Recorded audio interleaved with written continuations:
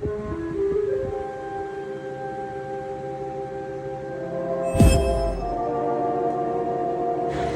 just know I've been away a long time, which wasn't really my intention. I've had lots to tell you about, lots going on, and most of it not very happy. I have 4 little dogs. The mama was dropped off at Walmart parking lot, and my son's good friend found her and her companion. She was just really young in her first heat, and they threw her out.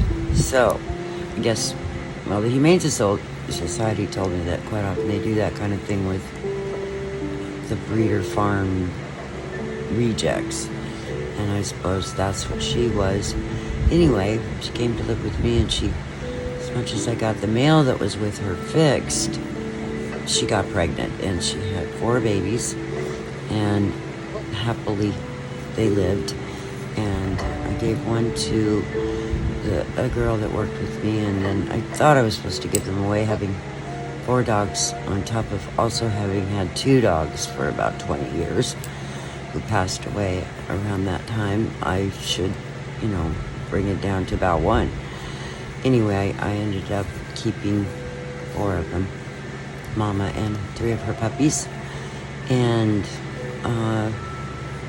discovered when I made the trade, moved into the garage, that because the environment here is so different, their allergies really,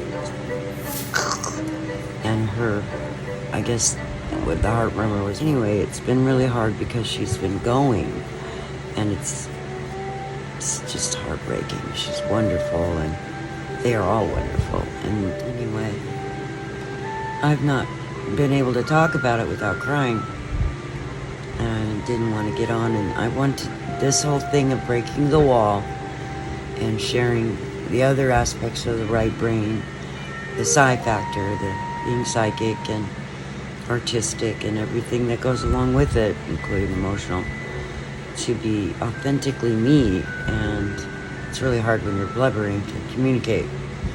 So that's where I've been, and we're maybe in the last days of her life, and I'm amazed I got through that part without crying. I'm bringing up the psychic part because I think first of all, I was pretty much born psychic. I was kind of born dead, and I've talked about this a little bit, but I think we are all psychic. What happened is we just outgrew it. We covered up the little glands and lobes that function to keep us aware of possible danger and other things, even dreaming that there's going to be a landslide or an earthquake or danger that's approaching that back in the old cave days we would have listened to. Intuitions, all of that we haven't needed. So we've not only outgrown it, we've done what they've done to UFOs. We laugh at people that are gifted, that are readers, that are psychic. We ridiculed them into, like I was my whole life, stuffing it, trying to be normal. And I don't believe in that anymore. I believe that what's going to happen now in the coming generations is that we're going to try very hard to open up our psionic, now they're calling it, abilities, and that we've begun to discover not only are we not the only life in the universe, but that they're visiting, they live here, and they've been here for a long time. They're part of our genetic parental piece, and they've been trying to wake us up also.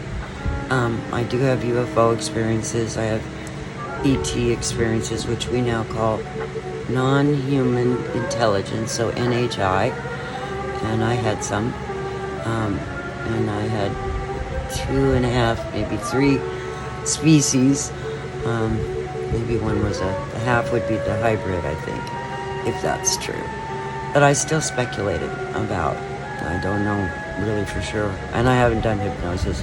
I never really did hypnosis with my past life or past lives. I had them come out and I was a wreck about them.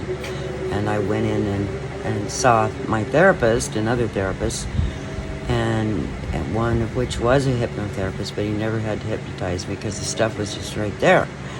And the same with seeing Dr. Brian Weiss, although he did hypnotize me just to get some real meat, I guess, for me and the show and sightings. Anyway, I haven't done hypnosis with the UAP factor. I also am really clear that there's a division. For some reason, psychic readers and everything that say, even on YouTube, that psi is separated from UFO, UAP things. I think they do that because they want less ridicule, and we've been doing it for generations. But that's going to start to change. So, in the beginning, this was examining and breaking my wall and opening up more with my right brain and sharing it with my descendants. It's grown to, as I've thought about it and worked it over, I think it's important to share how to enhance them and be a part of this next movement, which is our becoming our fuller selves, if we want.